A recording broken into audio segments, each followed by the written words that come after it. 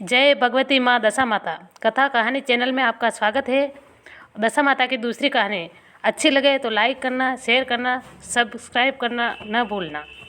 एक राजा था, उसकी दो रानियाँ थीं। ज्येष्ठ रानी के संतान नहीं थी, छोटी रानी के पुत्र था। राजा छोटी रानी को राजकुमार से बहुत प्यार करता था। बड़ी रानी छोटी रानी से ईर्ष्या करने लगी। बड़ी रानी सोतिया डाह के कारण राजकुमार के प्राण हर लेना चाहती थी। एक दिन राजकुमार खेलता खेलता बड़ी रानी के चौक में चला गया। बड़ी रानी ने राजकुमार के गले में एक काला सांप डाल दिया। छोटी रानी राजकुमार की दशा माता का व्रत रखा करती थी। राजकुमार दशा माता का दिया हुआ था। दशा माता की कृपा से राजकुमार के गले का सांप आप ही सरक कर चला गया। दूसरे दिन बड़ी रानी ने राजकुमार को 20 मिले लड्डू खाने को दिए। राजकुमार जैसे ही लड्डू खाने लगा तो दशा माता ने दासी के रूप धारण कर उसके हाथ से लड्डू छीन लिए। बड़ी रानी का यह वार भी खाली गया। रानी को बड़ी चिंता हुई कि किसी भी तरह राजकुमार को मारना चाहिए।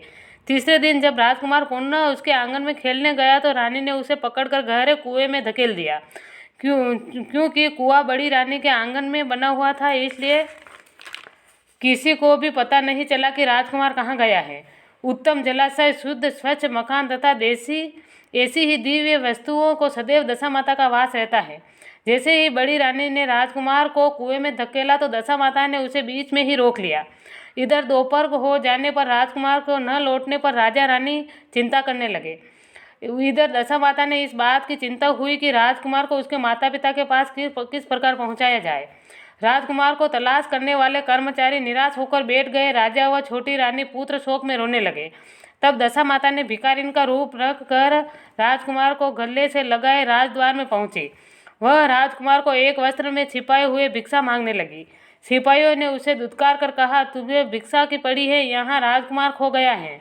सब लोग दुख और चिंता से व्याकुल हो रहे हैं। इस पर दशा माता बोली, भाइयों, पुण्य का प्रभाव बड़ा ही विचित्र होता है। यदि मुझे भिक्षा मिल जाए तो संभव है खोया हुआ राजकुमार पुनः लौट आए। यह कहकर वह देरी के भीतर पैर रखने लगी। सिपाहियों ने उन्हें आगे बढ़ने से रोका। उसी समय दशा माता ने बालक का पैर वस्त्र से बाहर कर दिया। सिपाहियों ने समझा कि कुंवर इसके हाथों में है, इसलिए उसे अंदर जाने देना चाहिए। दशा माता कुंवर को लेकर भीतर गई। उसने राजकुमार को चौक में छोड़ दिया और वापस चल दी, परंतु रानी ने दशा माता रूपी भिखारिन को देख लिया था। उसने कहा कि खड़ी रह, तू कौन है? तूने 3 दिन से मेरे बेटे को छिपा कर रखा था, तूने ऐसा क्यों किया है? तुझे मेरे प्रश्न का उत्तर देना ही पड़ेगा।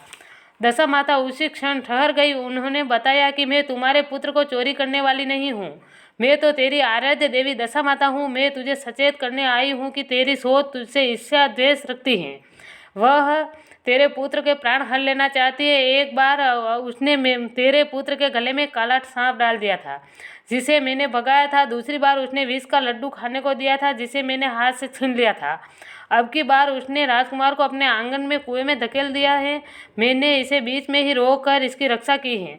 इस समय मैं भिखारिन के वेश में तुझे सचेत करने आई हूँ। यह सुनकर छोटी रानी दशा माता के पैरों में गिर कर क्षमा मांगने लगी। छोटी रानी विनीत भाव से बोली, जैसी कृपा आपने मुझ पर साक्षात दर्शन देकर की है, मैं चाहती हूँ कि आप सदैव इस महल में वास करें। मुझसे जो सेवा पूजा बनेगी मैं करूँगी।